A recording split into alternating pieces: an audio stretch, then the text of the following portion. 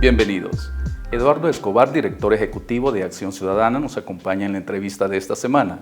Con él vamos a conversar sobre dos temáticas: elecciones electorales 2024 y la situación de las organizaciones civiles en el país.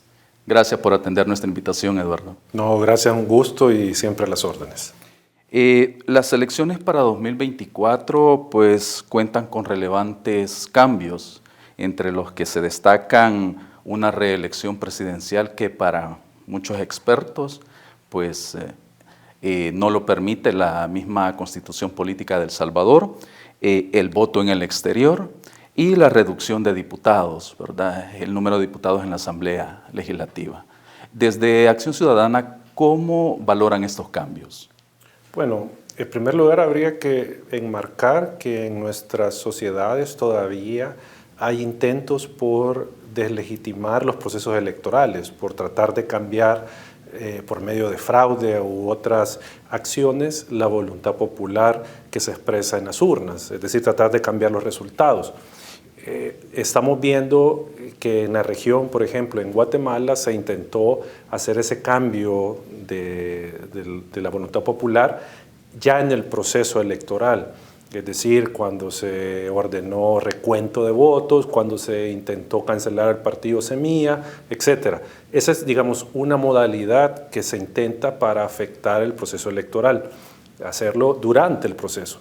¿Por qué digo esto? Porque en el caso de El Salvador no se está dando ese proceso, porque obviamente no estamos en elecciones, sino que se está dando en la etapa previa, con las reformas a las que usted hace alusión.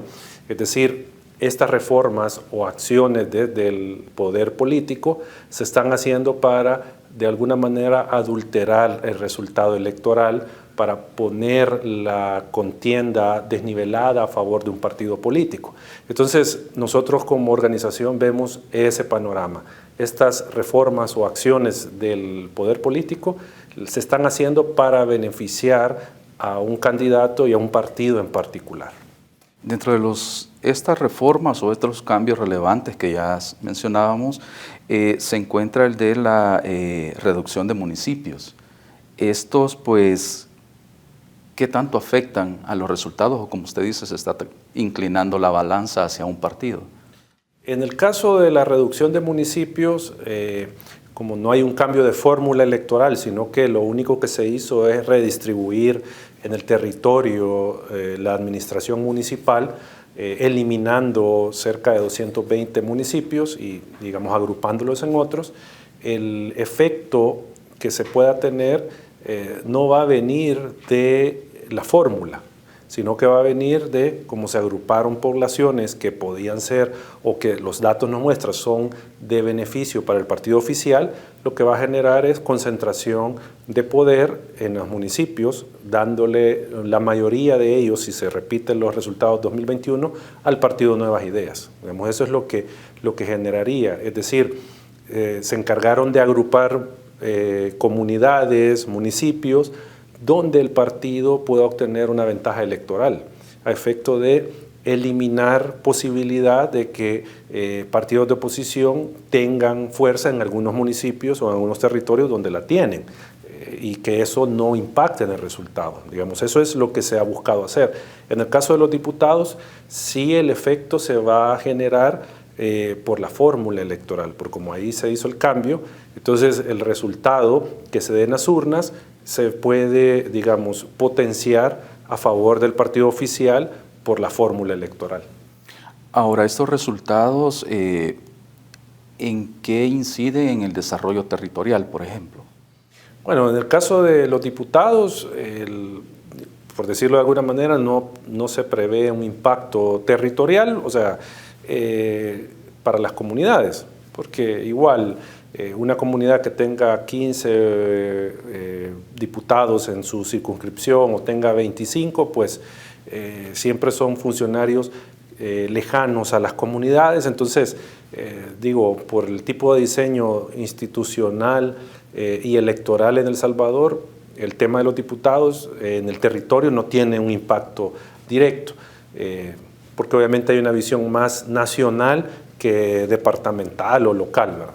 En el caso de los municipios sí hay, digamos, alguna afectación o se puede prever alguna afectación por temas de prestación de servicios, porque, o sea, recordemos que ahora un gobierno municipal que va a contar con determinado presupuesto tiene más población que atender, porque algunos municipios que se le anexaron no tenían un presupuesto importante, o sea, y como no hay FODES, entonces se puede ver una complicación en la prestación de servicios, porque tienen que, con un presupuesto similar o tal vez un tanto mayor, pero tienen que atender a mucha más población.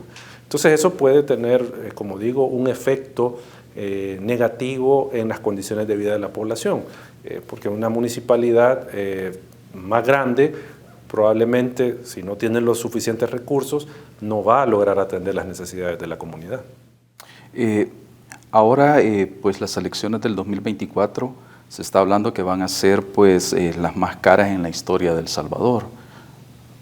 Según los mismos datos del Tribunal Supremo Electoral, andará ahí por los 157 millones de dólares por el momento, ¿verdad? Entonces, ¿qué valoración hacen como Acción Ciudadana y pues específicamente en la transparencia y en la rendición de cuentas de todo este proceso electoral que se va a llevar a cabo? Lo primero que hay que decir es que la democracia es cara, o sea, la democracia no es un sistema barato, un sistema político barato, tiene un costo, porque a ese monto que usted señalaba hay que agregarle lo que va a gastar el Estado en deuda política para los partidos, que puede ser hasta 35 millones de dólares más. Entonces el monto es mayor de lo que cuesta una elección. Y si a esto le sumamos otros costos que puede asumir el Estado o la sociedad en general, porque recordemos que hay financiamiento privado de partidos, entonces el costo de las elecciones fácilmente puede llegar a más de 200 millones de dólares. Entonces, y esa es una cantidad importante de recursos para un país como el nuestro, con tantas carencias, con tanta población que no logra cubrir sus necesidades básicas. Entonces es un monto alto. Y con esto no quiero decir que no hay que invertir en la democracia, obviamente hay que hacerlo, pero sí de una forma más racional, porque a nosotros, si bien es importante garantizarle el derecho a los compatriotas en el exterior, pero nos parece excesivo 80 y tantos millones de dólares para el voto en el exterior, que es más o menos lo que se ha estimado, no sabemos al final el monto total, pero se ha estimado más de 70 millones para el voto en el exterior. Y si no tenemos una votación alta, entonces es un dispendio de recursos que se pudo, haber evitado. Entonces, hay que poner en la balanza costos-beneficios de este gasto o inversión en las elecciones, pero sí, en principio, uno puede decir que suena elevado para nuestro país ese gasto en elecciones. Ahora, Eduardo, ¿cuáles son los principales desafíos que presenta este evento electoral que ya está próximo, ¿verdad? Según, desde la valoración de Acción Ciudadana? Bueno, va a depender el actor al que nos refiramos. Así será el desafío que podamos plantear. A la autoridad electoral, si nos centramos en ellos, el desafío es cómo administrar el proceso electoral conforme a la ley, de forma independiente, de forma imparcial, y hacer que la voluntad popular se respete. O sea, ese es, digamos, el primer actor, la autoridad electoral. Tiene ese desafío. Y digo porque hay ya señalamientos de que la autoridad electoral pues, está moviendo un poco las fichas para beneficiar a un candidato, en el caso de la reelección, que estamos claros de que es inconstitucional la reelección, pero el tribunal dijo que va a aceptar esa candidatura y le va a inscribir. Entonces eso es una desventaja para el resto de contendientes, el que se esté infringiendo una norma que está clara. En esa medida también pues el tribunal debe de aplicar la ley, particularmente en el tema de propaganda, de forma equitativa y oportuna. Entonces, eso podríamos plantear como ese escenario, que el tribunal administre el proceso electoral conforme a la ley, de forma imparcial e independiente. Para los partidos de oposición, por ejemplo, el desafío es cómo, en algunos casos, mantener la inscripción ante el tribunal, o sea, no ser cancelados. Otros, cómo aumentar la cuota de poder que actualmente tienen para, digamos, ser un contrapeso, porque los partidos de oposición en este momento no tienen esa capacidad de, más allá del discurso, incidir en la toma de decisiones, o sea, están bien complicados. Entonces ese es un desafío que tienen los partidos de oposición. Obviamente, lo voy a decir en estos términos, obviamente es un desafío que el gobierno respete la ley, aunque tal vez ellos no lo ven como un desafío, pero lo podríamos plantear de esa manera, que no se aproveche del músculo estatal para beneficiar a un partido. Ese siempre, creo yo, el desafío que tiene el gobierno y el partido oficial. Eduardo, con todo este contexto que ya usted nos menciona, previo al evento electoral, ¿cómo describe el panorama político en El Salvador? Bueno, el panorama político yo lo describiría partiendo del control estatal, que está en este caso controlado, valga la redundancia, por una persona y su círculo familiar, y un partido político que está, digamos, a disposición de los intereses del presidente. Digamos, ese sería como el contexto político que yo veo, o sea, un núcleo familiar con algunos allegados controlando las decisiones políticas, velando por sus intereses, usando una narrativa que al final conquista a la gente y hace creer a la gente que se está gobernando con ellos y para ellos, cuando hay muchas evidencias que nos muestran que no es así, pero digamos, esa es la narrativa, ese es el contexto, y un partido, como digo, el partido oficial, a las órdenes del presidente. Eso, digamos, por un lado. Lo otro, lo que le mencionaba, el tema de la oposición política. Tenemos una oposición política que no tiene capacidad de incidencia, más allá en el discurso, que no lo quiero ver de menos, pero ya a la hora de la toma de decisiones, como lo dijeron políticos de antaño, la aritmética es la que cuenta. O sea, y tienen la aritmética, entonces van a aprobar las leyes. Y en este caso la oposición no tiene, ¿cómo se llama?, capacidad de incidir. Y es una oposición que viene muy debilitada, sin liderazgos fuertes, claros, sin apoyo de la ciudadanía, porque eso lo muestran las encuestas, sin financiamiento, porque vienen sin financiamiento, o sea, las finanzas de los partidos han caído estrepitosamente, entonces van a una elección sin los recursos y van sin ningún tipo de poder político. O sea, van bien diezmados la oposición, entonces esto es algo que se debe de observar, o sea, cómo está. Y lo último del contexto que creo que es importante señalar es un contexto de control institucional por parte del presidente. O sea, aparte de tener a su servicio la Asamblea Legislativa, pues tiene el resto de órganos de Estado que están a disposición del gobierno para lo que quiera. Entonces, ese sería, desde mi punto de vista, algunos aspectos más relevantes del contexto político. En este ambiente político, ahora, ¿cuál es la situación de las organizaciones civiles? Hablando en el aspecto de denuncia ante la realidad nacional que se está viviendo. Bueno, las organizaciones siguen trabajando en general según su finalidad institucional, ya sea temas de transparencia, temas de elecciones. O sea, la mayoría sigue trabajando estos temas siempre con la visión de contribuir a la sociedad para mejorar la democracia. Eso lo siguen haciendo, lo seguimos haciendo las organizaciones.